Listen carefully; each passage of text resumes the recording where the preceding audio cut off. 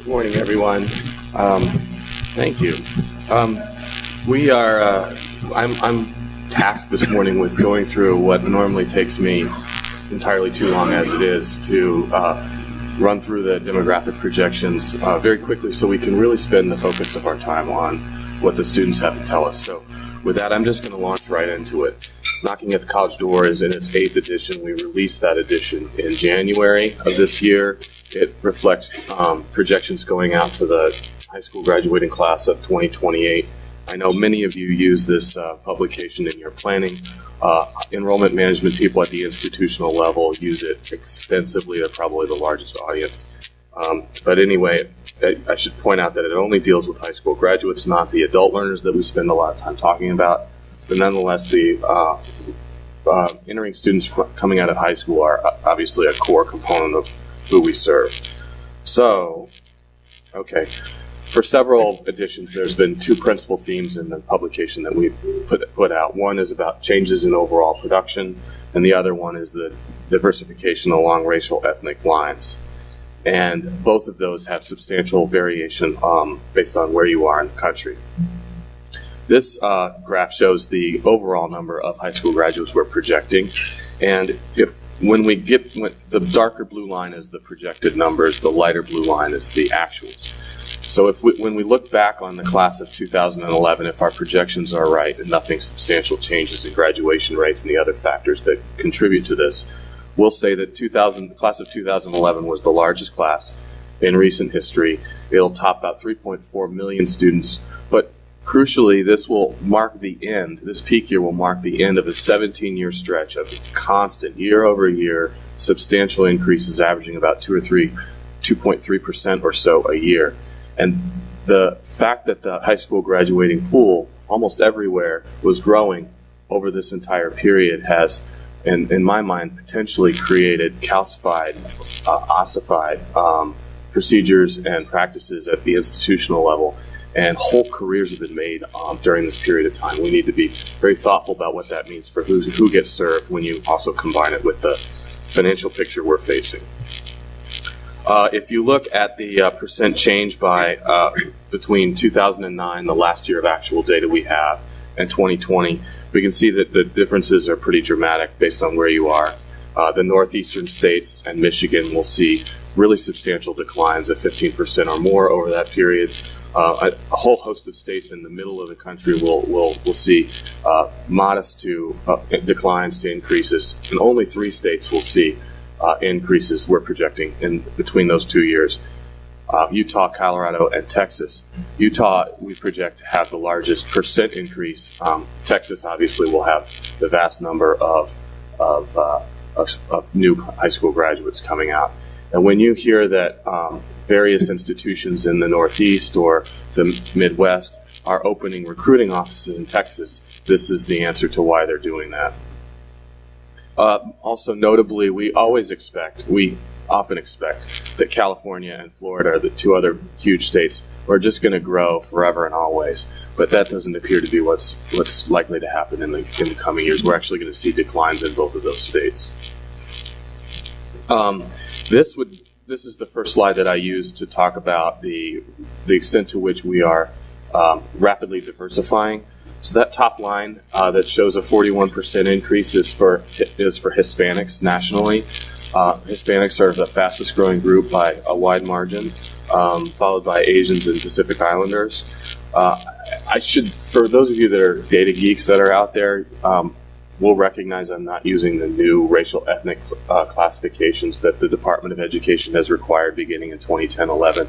That's because since they only began in 2010-11, we didn't even have graduate data, actual data to use at that point. We can't make the projections in using the new racial ethnic classifications. So these are the old ones, and hopefully no one is totally thrown off by that. So anyway, sorry for that small interruption. The white non-Hispanic population is expected to decline by 2020 by about 12%, and very nearly the same amount for black non-Hispanics. What's happening here is that we have a nearly 1-to-1 replacement of white non-Hispanics with Hispanics and black non-Hispanics with Asian Pacific Islanders. what this means for public high school the composition of public high school graduating classes over this period is that almost by the end of the projected period, we will almost be a majority-minority country. Now, of course, this doesn't account for students graduating from private high schools or home schools, which tend to be more likely to be white. But nonetheless, it's showing a fairly significant change in the composition of the students that your colleges and universities will be recruiting as their core constituency. And then again, looking at it by state, we can see that all of the states, with the exception of Louisiana and Alabama, that share the southern border of the nation, will be majority-minority if they aren't already by 2020. And all of these states will see some increase in the extent to which the population is white or is non-white, except for South Carolina, as you can see, and that's probably an artifact of some data that's a little bit sketchy. At least that's what I'm told by the folks in South Carolina. And the enrollment data in South Carolina suggests that that state is diversifying as well. I should point, here's where I point out that in our building in Boulder, we're not allowed to leave without a scatter plot. So this is the requisite scatter plot graph. But the point here is that there isn't a very consistent pattern. States can't. This is foundational stuff for what kind of policies that you implement and what kind of practices you implement. And so, as you can see, the tendency of states to steal policies and practices from the other may not work out because you've got states all over the map in terms of the extent to which they're diversifying in combination with how fast they're growing or declining. So we have states that are in the lower left quadrant, the states in the Northeast that are seeing more incremental diversification and are declining at the same time. And then you have Nevada, Texas, other states that are they're going to experience capacity issues as well as rapid diversification. As I mentioned, this has nothing whatsoever to do with the adult learner population, but that population is projected to increase dramatically in higher education, and I know that we are all trying to figure out ways to reach those students and serve them more effectively, so that should come as no surprise to you. So this is really just my acknowledgement that we're only dealing in our work with in this particular work anyway, with a slice of the student population. So the implications for this, there's sort of three converging pressures you all know about. One is, of course, the rapid change in the kind of students we're serving. A second one is the increased pressure for the instrumental value of higher education. That is the need to produce highly educated talent in order to meet workforce needs. And then the third being the fiscal conditions that have been so severe lately. And this is, of course, Tony Carnevale's new stuff that suggests that the extent to which our workforce will require students with high levels of education has grown substantially. I think folks are pretty familiar with this, so I won't belabor the point. But it's part of why it is that we've been so heavily focused on trying to meet workforce needs. And then this data comes from our friends at SHEEO that shows just the extent to which we are increasingly in the public sector asking our students and their families to support the operating costs of our public institutions. So you can see that we're reaching a point at which we're asking more overall from students and their families than from the state support that public institutions receive. And then on the right, we see just another example again of just how widely variable state strategies in financing higher education just from these two sources are. But all of them, every state has asked more of students and their families since 1986. That ranges from a very modest change from Wyoming to substantial changes in Virginia, New Jersey, and the like. At the same time, we've got these pressures where part of the problem that we're going to be facing in terms of serving these students effectively is that, by and large, students from underrepresented racial and ethnic backgrounds are less likely to be academically prepared. This is a set of data from ACT, College Ready Benchmarks, that shows that Hispanics, the fastest growing group, there is the legend, are likely to underperform whites and Asians, and similarly for the other underrepresented populations on this measure. But I could have obviously rolled out any measure at all, and it would have told a similar story about the extent to which we're going to have to serve these students with less academic preparation, maybe more remedial requirements, and so forth. And part of why I put this out there is because I hope it makes us think about how we really have to serve these students differently. That may actually have some additional costs for higher education institutions. And also, not surprisingly, students from underrepresented populations tend to have less financial resources with which to pay the rising cost of college. I don't think anybody's shocked by that, but this is an attempt to try to give a sense of just how significant the gaps are. And just to take one example, the dots are the median per capita income. The triangles are the 75th percentile. And you can see that about 3/4 of Hispanics make no more than half of the white population. And so we have the fast-growing population versus the fastest declining population, and we see a pretty significant gap there. These data are data from the most recently available NIPSAS report that talks about how students and their families finance higher education. And it's just an attempt to try to, it's a little bit old, but I don't think the story's changed any, if not has gotten worse. But it suggests that we are much better at targeting our federal and state aid to students with financial needs than we are at targeting institutional aid. So now I acknowledge that part of this graph tells a story that we should expect to see based on students' choices about where they go, and also the notion that we have the theory that we would have a high tuition, high aid model, and that would allow us to provide better support for access students. But nonetheless, we can see that students are almost equally likely to get a grant from an institution, no matter what income they come from. And if they get a grant from an institution, they're much more likely to get a very large one by being not by being wealthy, but wealthier students get a larger grant from institutions.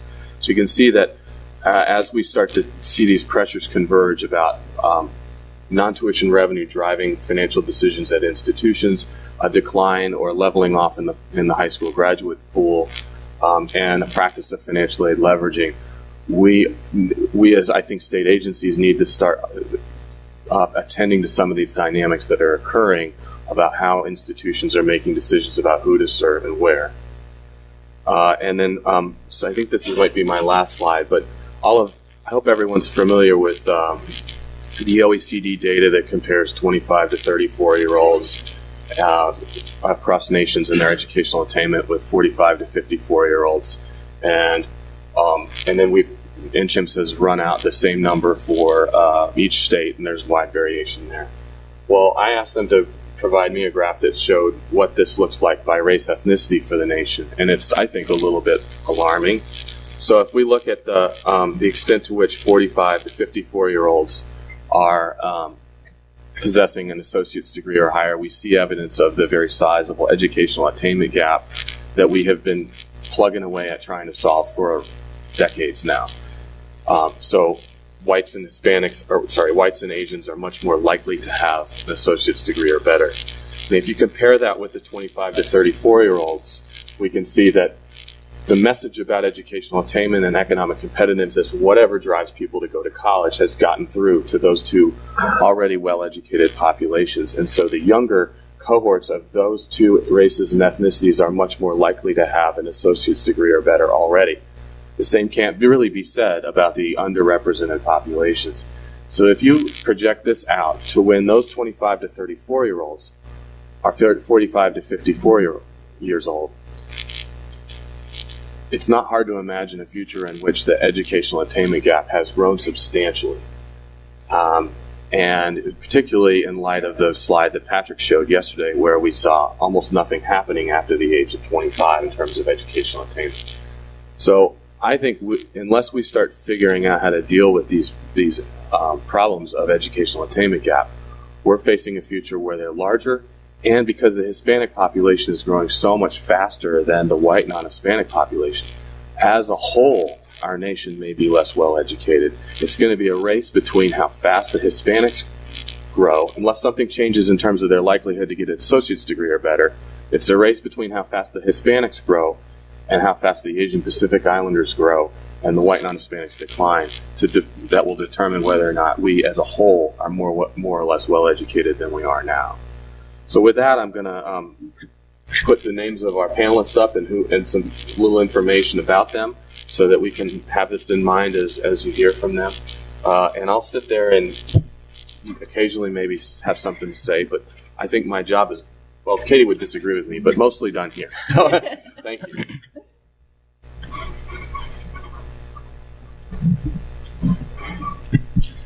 Thanks, Brian. I hope you didn't depress anyone too much. Oh, yeah. When I asked Brian if he would be okay with us putting a group of students up to follow him, he first looked at me and said that I was crazy. And then he said, well, I was in student affairs, and you're right. Maybe we can use students to kind of talk about what are some of the ways that we can look at dealing with these changing demographics, because students do have really good ideas. So we talked and we came up with kind of 3 themes that we thought would be good to talk to our students about. One about accessing education and decisions that students make to access education. A second theme is about costs of our education system. And then the last theme about what are the support systems that we're going to need in the future to help support our students. So I now want to introduce you to our panel, and I'm actually going to let them introduce themselves. Their biographies are in your program, but I'd like you to know a little bit about who they are before we start here. So go ahead. Good morning to you all. Thank you so much. My name is Chris Szczerba. I am a senior at the University of Central Florida. I'm studying international and global studies, and I have a minor in Italian. At UCF, I'm a member of President's Leadership Council. I'm a member of Pi Sigma Alpha, which is our National Political Science Honor Society. On the side, I direct a co-ed a cappella group, and I'm going to complete my senior year by doing honors in the major research in human trafficking through the Burnett Honors College. Good morning, everyone. My name is Alice Neira. I'm going to be a junior now, studying political science at the University of Central Florida. I also have a minor in education, and I'm going to get a certification in leadership studies. Some of the things I'm involved in are volunteer UCF. I'm the Hunger and Homelessness Coordinator, Pride Coalition, and that's an agency dedicated to advocating for LGBTQ plus rights in their community, as well as the McNair Scholars Program and the Lead Scholars Program. Good morning. My name is Emmanuel Jackson. I am a senior at the University of Central Florida studying sociology with a minor in African American studies. I am also a part of the McNair Scholars Program. I have leadership positions on University Christian Fellowship and the John T. Washington Honor Society. Eventually, after I graduate, I would like to go and earn my MSW to work with nonprofit organizations in inner city neighborhoods. So let's go ahead and get started off by talking about access. And can you guys share a little bit about what are some of the factors that you think students like you are using when they decide whether or not they want to attend college at all? And then once they make the decision to decide to attend college, how are they deciding which college to attend? And I'm going to actually ask Alice to start us off. Well, just to talk a little bit about my experience, I was born in Peru, and I moved to the United States when I was about 6 years old. My parents decided to come to the United States because they wanted better job opportunities, and they wanted to become home remodelers. And so coming to the United States, they had this language barrier, and as they were kind of struggling to, find jobs, they enrolled me in kindergarten. And in my school, even though I lived in Miami, I was in a kindergarten class where I was the only Spanish-speaking student. And so I had a really difficult time. My teacher would kind of grow impatient with me because she had to give me extra time. And then the other kids would kind of blame me for everything since I couldn't defend myself.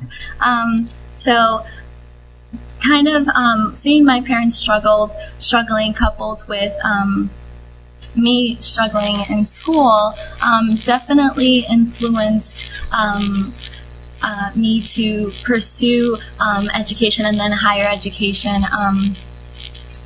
And this is my story, but there are so many students like myself who have a similar story. They come from another country, move to the United States, and have to learn English, and then their path to higher education is sometimes they struggle through it, because in my experience, I had a difficult time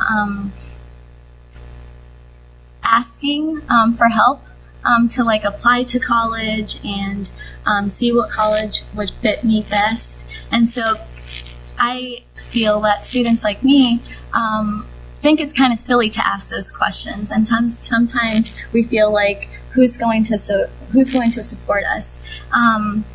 And so not only with that experience, but also factors that influence students asking if they should go to college are the distance from home, their family, their friends, seeing if the university offers support services, because it is a scary process for students to go to college, not knowing, not having any background, not having people to ask questions to. So those are kind of all the factors that I think.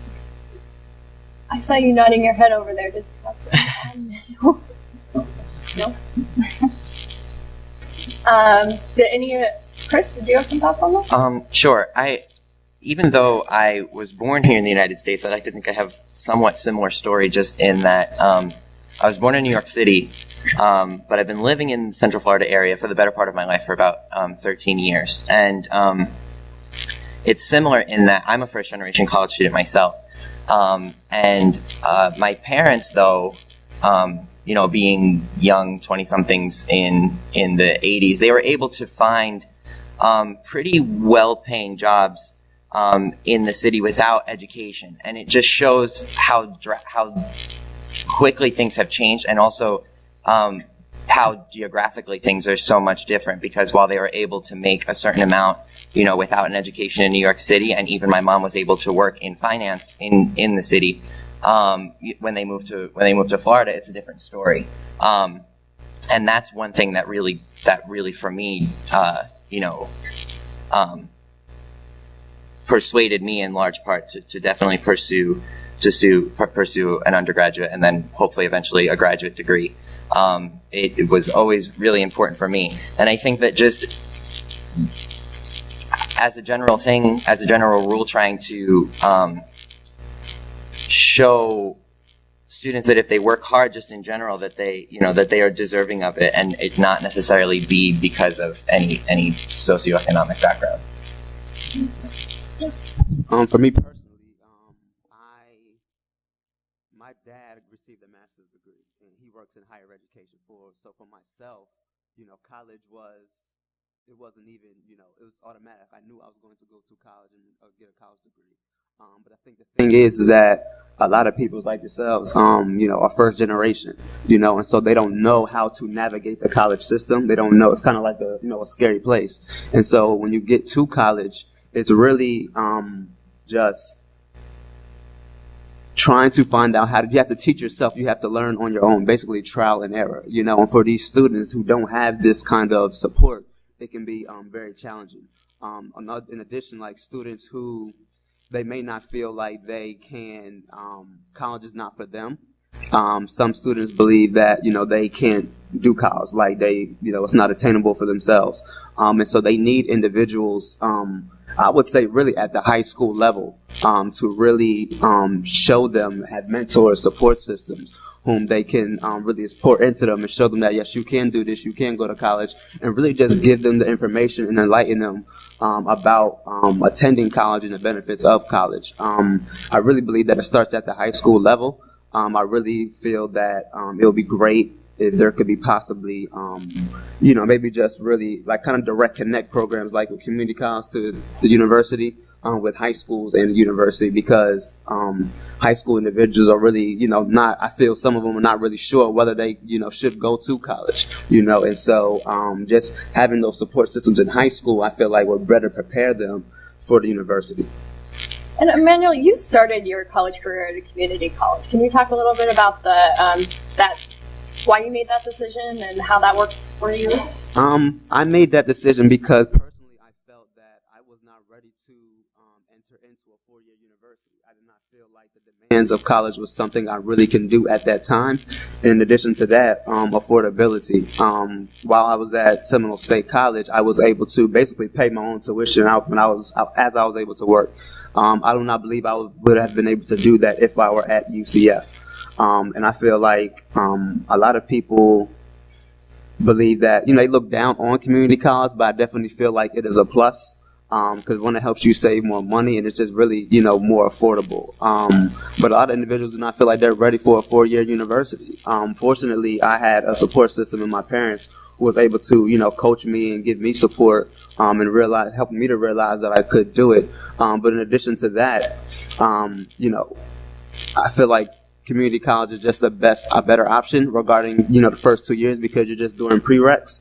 So you can just get those out the way, save some money. Like I really save some money now. I'm taking out loans. Imagine if I had to take out loans for all 4 years, how much debt I would be in, so just having that as an option and really just enlightening students on the benefits of community college that's very beneficial.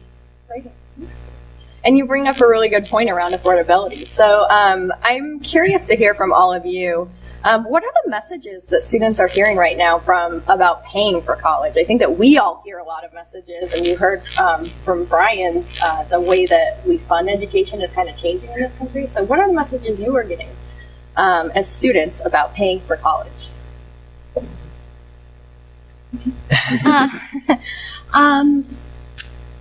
Going into high school, as soon as I got into high school, I feel that they tell you that college is just affordable. You can pay for it anyway, whether it's through merit-based scholarship.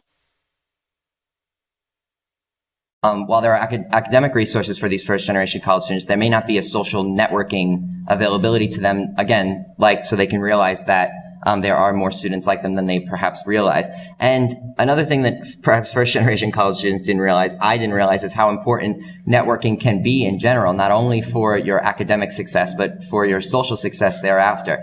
And I think that the more institutions can do to promote that, the better. One thing I wanted to address too that we didn't get to is message being sent perhaps to these first-generation college students, just with the implementation of the Common Core education requirements. And while many say that this could cause students to become more pessimistic about their future, I think that it will actually really help. It will make students more competitive, I feel. And for example, if I knew that my education was at the same level at the I'm getting a little flustered, I'm sorry. At the elementary and high school levels, if I felt that it was the same as a student in New York, or I felt it was the same as a student in California, I would feel much more competitive when I was applying for college. And as a first-generation student, that would be an extreme empowerment for me, I feel. Mm-hmm. I mean, I agree with Brian. I feel like, again, it has to start at the high school level. I kind of feel like high school, in a sense, should be treated as like your undergraduate going into graduate school. Because like right now, I am, going to be doing my graduate school applications, and I've been reaching out to faculty the past few years, looking for mentors, having phone conversations.